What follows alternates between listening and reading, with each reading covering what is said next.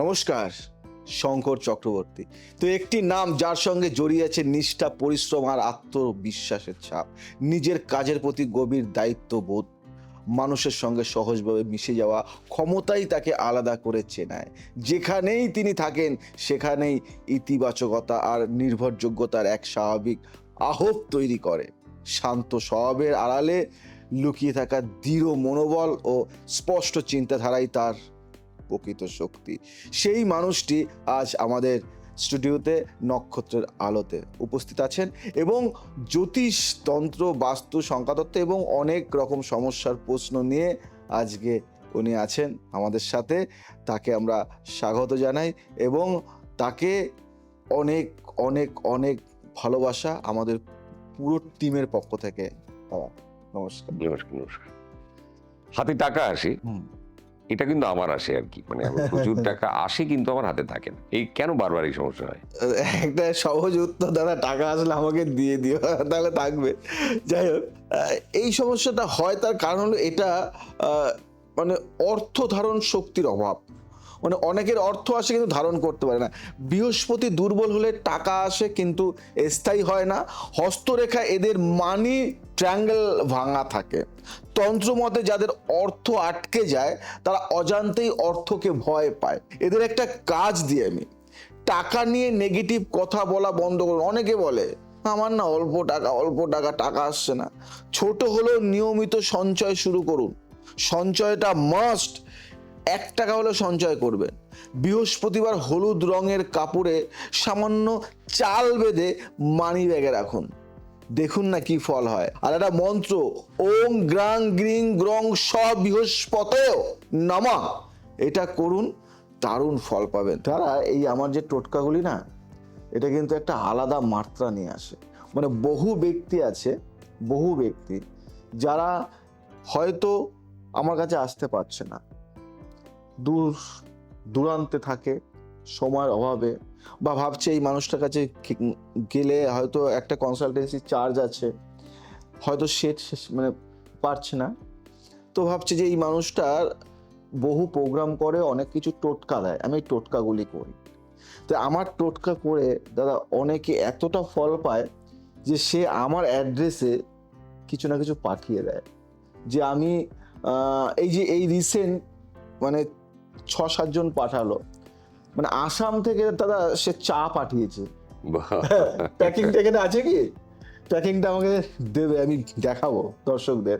আসাম কই রয়েছে দাও তো, একটা প্যাকিং দেখাচ্ছি। এ দেখুন দাদা, ইনি পাঠিয়েছে। এই মানুষটির নাম হলো তপন হালদার। ইনি আমার কাছে এই জিনিসটি পাঠিয়েছে প্যাকিং করে। মানে খুব গরিব মানুষটি, কিন্তু তাও পোস্টের মাধ্যমে পাঠিয়েছে, যে পোস্ট।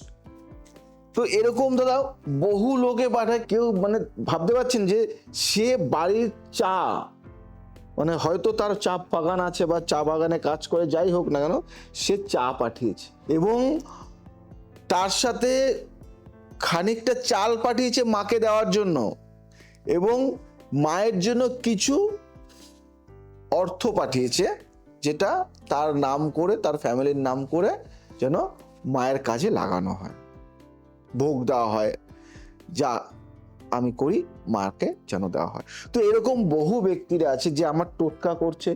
দাদা একজন প্রমোটার, সে দাদা ফ্ল্যাট বানিয়েছে, নাই করে ওই 60-70 খানা ফ্ল্যাট বানিয়েছে তার সর্বস্ব দিয়ে।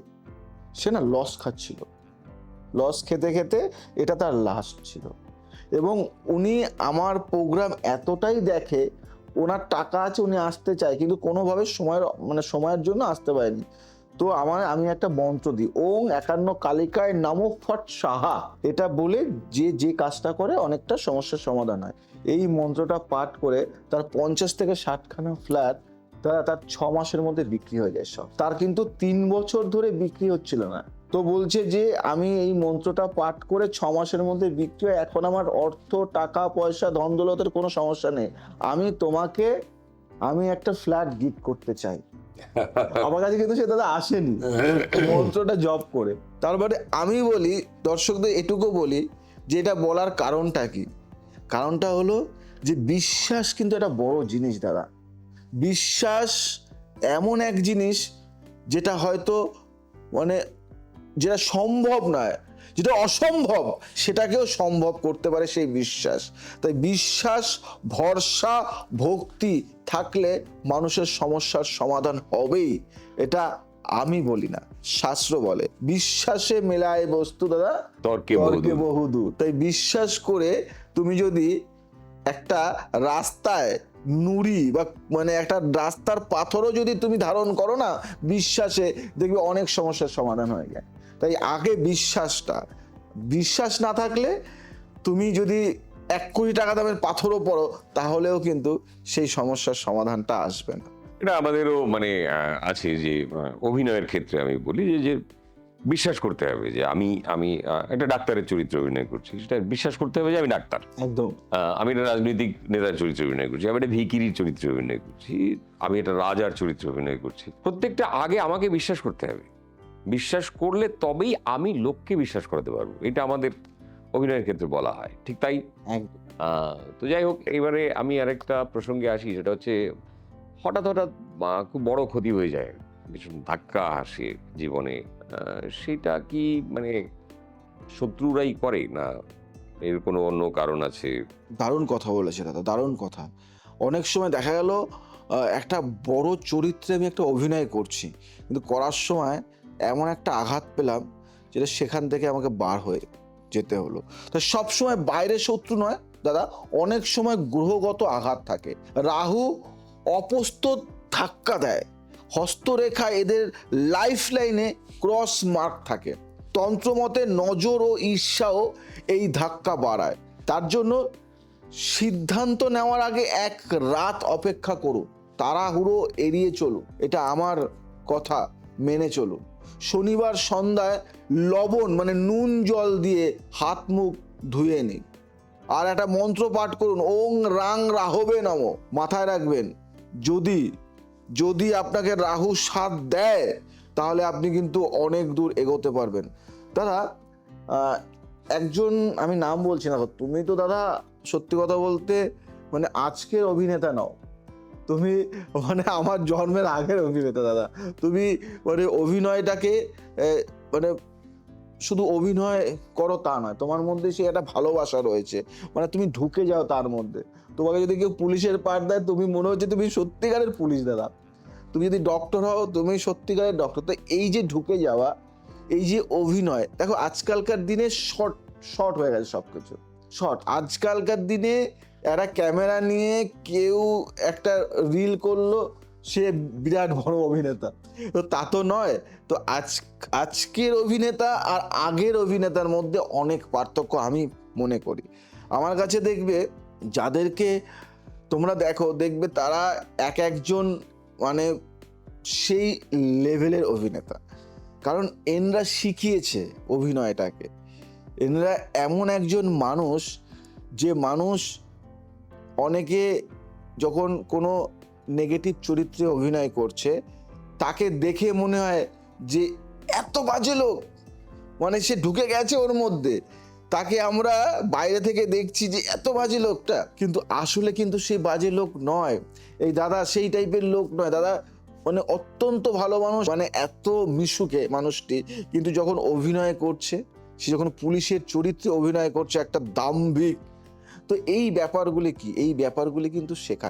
এবার এই জায়গা থেকে একটা অভিনয়ের জায়গা থেকে একটা ভালো জায়গায় চলছে চলছে চলছে, হট করে দেখা গেল কোনো কারণে ব্রেক হয়ে গেল।